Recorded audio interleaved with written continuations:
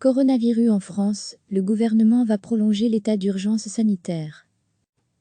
Le gouvernement entérine samedi la prolongation pour 2 mois de l'état d'urgence sanitaire contre le Covid-19, mais il est aussi sous pression pour clarifier les modalités concrètes du déconfinement, notamment le casse-tête de réouverture des écoles et la polémique sur la vente des masques.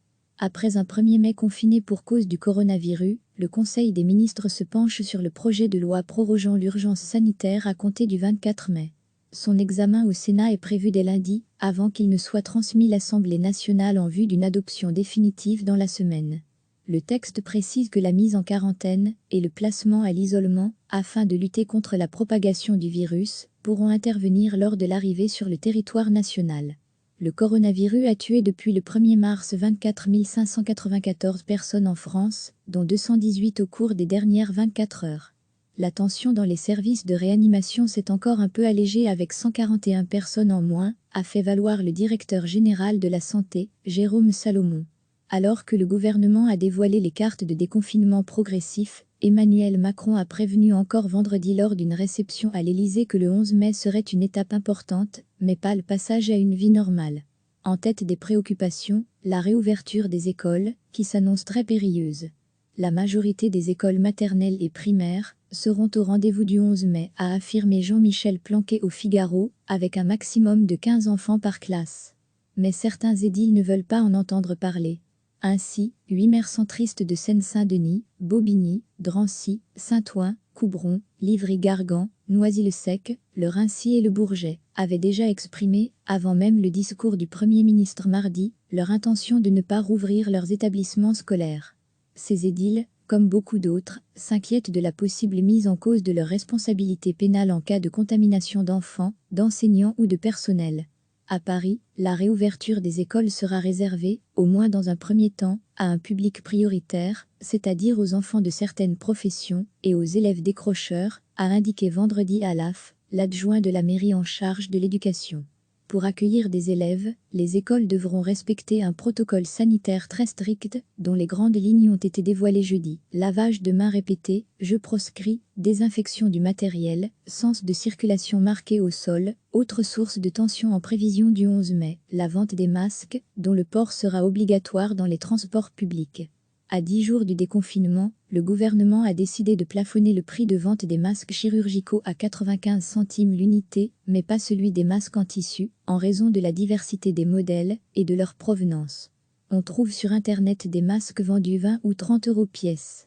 Face au risque d'abus, la secrétaire d'État Agnès Pannier-Runacher a promis des enquêtes de la DGCCRF chaque semaine, avec des relevés de prix, circuit de distribution par circuit de distribution, pour garantir l'accès à des prix raisonnables.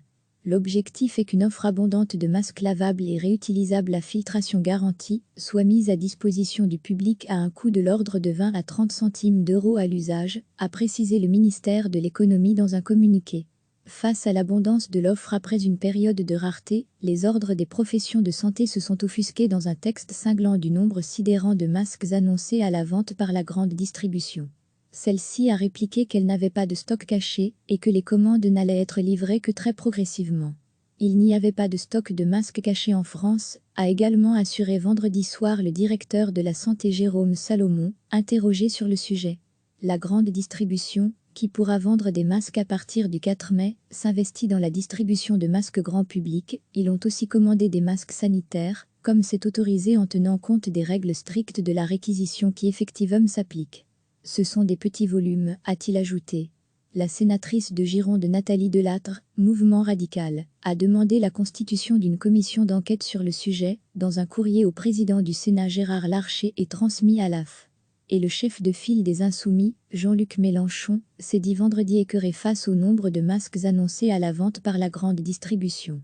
Recevez chaque matin l'essentiel de l'actualité.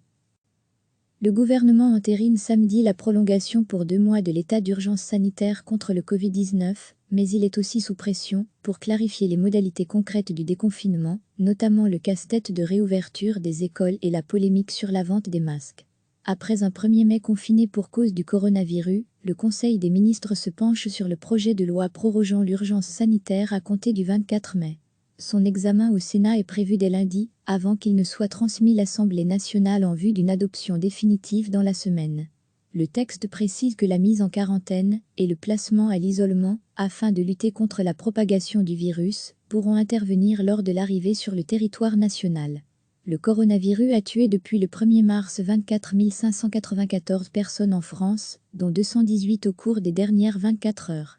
La tension dans les services de réanimation s'est encore un peu allégée avec 141 personnes en moins, a fait valoir le directeur général de la Santé, Jérôme Salomon.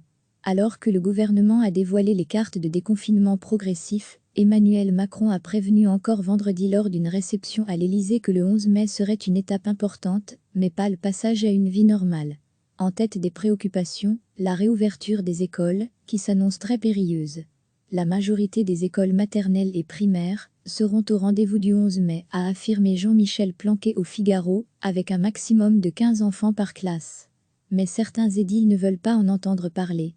Ainsi, 8 maires centristes de Seine-Saint-Denis, Bobigny, Drancy, Saint-Ouen, Coubron, Livry-Gargan, Noisy-le-Sec, le Raincy et le Bourget avaient déjà exprimé, avant même le discours du Premier ministre mardi, leur intention de ne pas rouvrir leurs établissements scolaires.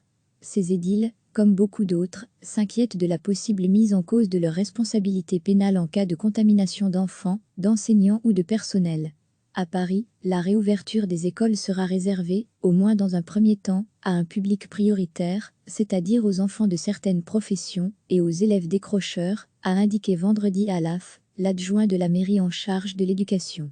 Pour accueillir des élèves, les écoles devront respecter un protocole sanitaire très strict, dont les grandes lignes ont été dévoilées jeudi. Lavage de mains répété, jeux proscrits, désinfection du matériel, sens de circulation marqué au sol, autre source de tension en prévision du 11 mai, la vente des masques, dont le port sera obligatoire dans les transports publics. À 10 jours du déconfinement, le gouvernement a décidé de plafonner le prix de vente des masques chirurgicaux à 95 centimes l'unité, mais pas celui des masques en tissu, en raison de la diversité des modèles et de leur provenance. On trouve sur Internet des masques vendus 20 ou 30 € pièce.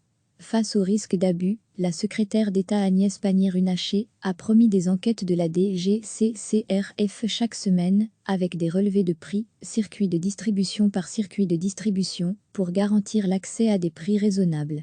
L'objectif est qu'une offre abondante de masques lavables et réutilisables à filtration garantie soit mise à disposition du public à un coût de l'ordre de 20 à 30 centimes d'euros à l'usage, a précisé le ministère de l'Économie dans un communiqué. Face à l'abondance de l'offre après une période de rareté, les ordres des professions de santé se sont offusqués dans un texte cinglant du nombre sidérant de masques annoncés à la vente par la grande distribution. Celle-ci a répliqué qu'elle n'avait pas de stock caché et que les commandes n'allaient être livrées que très progressivement. Il n'y avait pas de stock de masques cachés en France, a également assuré vendredi soir le directeur de la santé Jérôme Salomon, interrogé sur le sujet. La grande distribution, qui pourra vendre des masques à partir du 4 mai, s'investit dans la distribution de masques grand public. Ils ont aussi commandé des masques sanitaires, comme c'est autorisé en tenant compte des règles strictes de la réquisition qui effectivement s'appliquent. Ce sont des petits volumes, a-t-il ajouté. La sénatrice de Gironde Nathalie Delattre, mouvement radical, a demandé la constitution d'une commission d'enquête sur le sujet, dans un courrier au président du Sénat Gérard Larcher et transmis à l'AF.